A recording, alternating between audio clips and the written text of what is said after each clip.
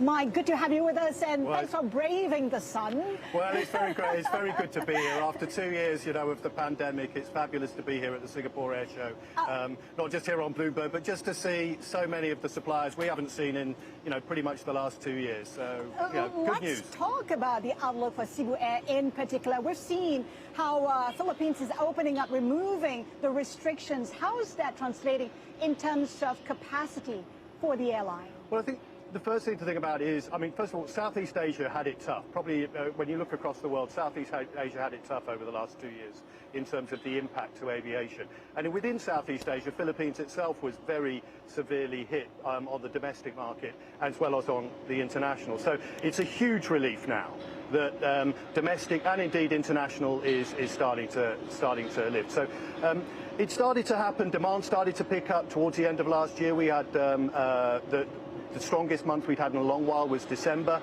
We had a little bit of a hit in January, of course, with the Omicron surge, but that's come and gone very quickly. And so we're now seeing a real surge in demand, particularly on domestic. And so we're looking to reinstate capacity. What does surge translate to? Was it a 40% upside, 50% upside? What are you looking at? Well, yeah, at the top end of that income, we're coming off some very low baseline. But if I could talk to you in terms about where we are in terms of capacity restoration, if we're looking at where we are now in February, we're looking to be at about 60 to 65% of our domestic restoration. March will be at about 80%, and I'm talking about comparisons to pre-COVID levels. Come April and Q2, we should be at 100% on domestic in terms of our capacity restoration. Now that's a massive change compared to where we were certainly in the early parts of the pandemic. So profitability is in sight. We had 8.2 billion pesos in losses in the third quarter. We're looking at a profit. No, I'm not going to talk about, you're not going to get me to talk about earnings outlooks. What I will say, though, is we're clearly in a much different territory to where we were before. And, one of the things we've got to remember, of course, we're now getting back into the normal situation of airlines. I say sort of the normal pre-COVID.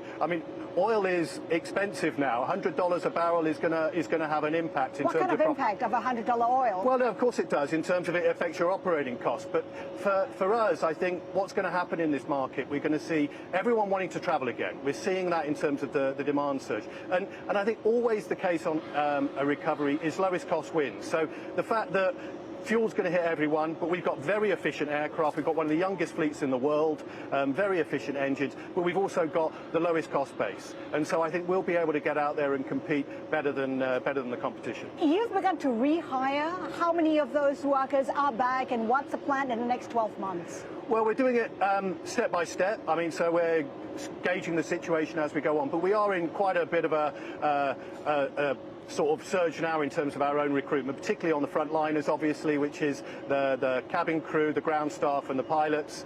So there's a big drive on at the moment, so they're coming back in line with the demand surge that I was talking about earlier, which we particularly see taking place, end of March, going into the summer season.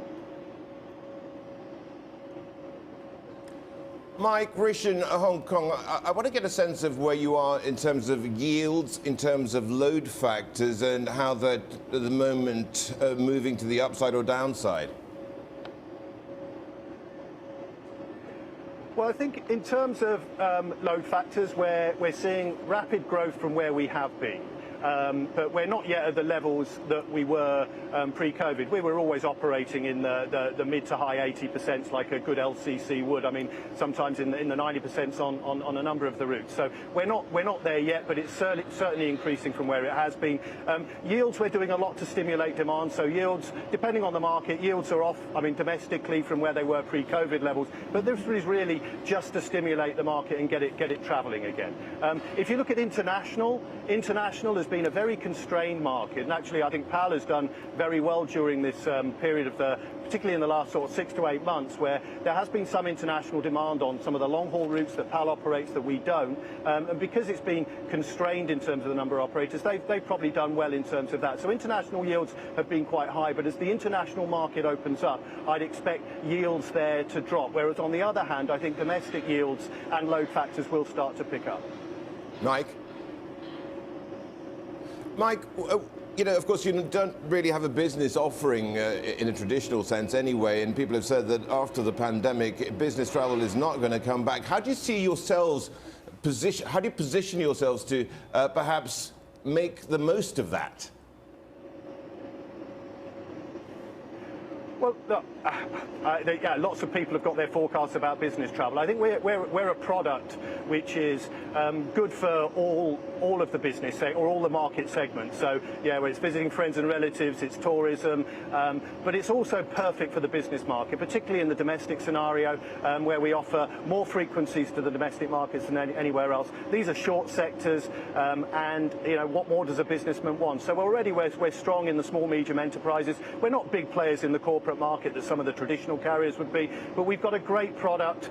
We spent a lot of time investing in all the digitalization to make it as easy as it can possibly be. So quite frankly, there's no reason why businessmen shouldn't be flying with us if they're not doing so already. Mike, I want to take a look at your fleet. Are you looking at an all-neo fleet? I know that you were in conversations with Airbus just before coming here. Yeah, so look, we will be all NEO by at the latest 2027. So even last year, we were one of the few carriers in this part of the world that was still taking deliveries. Our fleet growth at the moment in absolute terms for the next year or two isn't massive. It's basically a churn so last year we had 6 aircraft leave the fleet, but we had 6 new ones, Neos, or 5 Neos and an ATR come in. So it's new for old. This year's going to be much the same. We've got seven jets coming in this year, all Neos, 3 of which will be the A330 Neo, which we're delighted to have. This is a game changer for us here in the way, first of all, it's a super efficient aircraft, fabulously efficient engine, and in our configuration with 459 seats, it's perfect for slot-constrained airports, which we forget that makes up a great part of the Asian airports to which we fly. So it's fabulous for it on an economic terms, but equally on a sustainability point of view. There isn't an aircraft out there that has a lower carbon footprint per passenger than the A330neo in our configuration.